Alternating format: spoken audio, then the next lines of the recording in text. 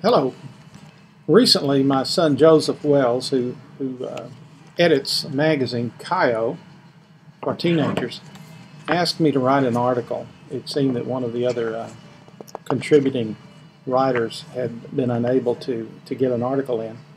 And this particular one was about, this magazine was about finding sunlight when it's dark. He had known, of course, because he's my son, about some health issues that had come up in my life, and had watched us deal with those, us being Cindy and myself, and asked me to write an article.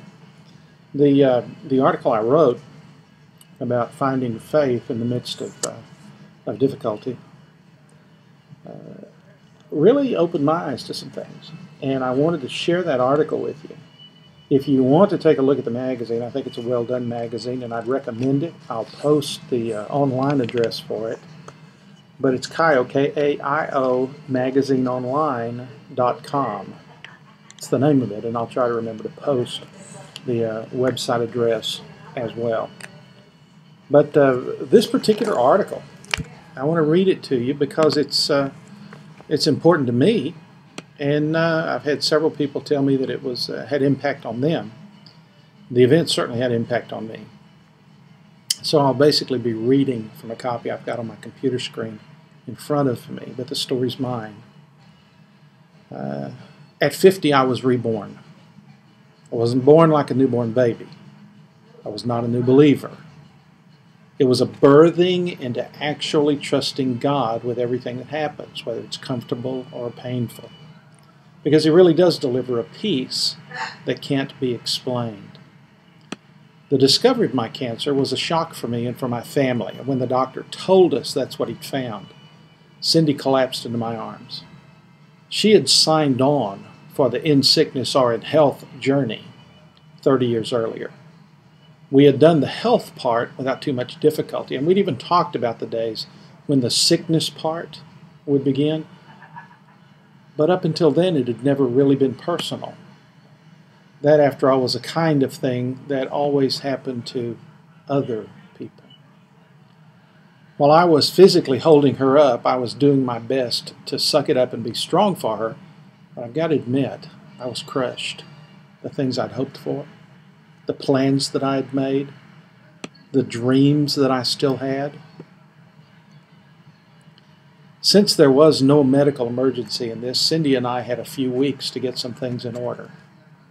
We chose to personally tell our grown children and their families about my cancer. We had several hundred miles to drive to see them all, and they all seemed to take it in stride. After all, these were young, healthy men, just as I had been. And so really, from their perspective, this was just another case of serious health problems happening to someone else, even though the someone else was their dad. As we were leaving the home of my oldest son, I began to cry, almost uncontrollably, and I wept for miles. When I was finally able to talk, I told Cindy that I'd thought of the grandchildren we had just left. Our grandchildren in our other two sons' families had other grandfathers. These children did not. And it hurt to think of these little boys with no grandfather to love them, or to teach them the kinds of things that grandfathers teach little boys.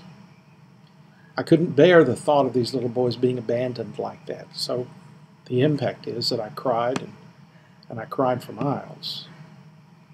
Cindy didn't know what to say to comfort me.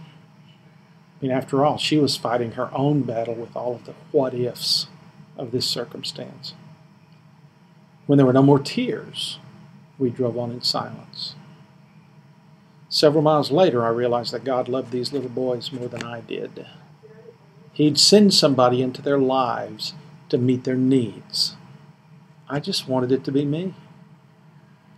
Remarkably, I was no longer into despair. This undefinable peace and calmness settled in. Well, when it happened, the surgery was successful. Other medical needs that are common to my age have showed up since then, but none of them have been so life-changing. I now actually say if the Lord wills, when I make plans. And I really mean it. More than that, I have this calm peace knowing that He's in charge. And after all, why wouldn't I? He even loves me more than anybody else can love me, just like He loves my grandchildren.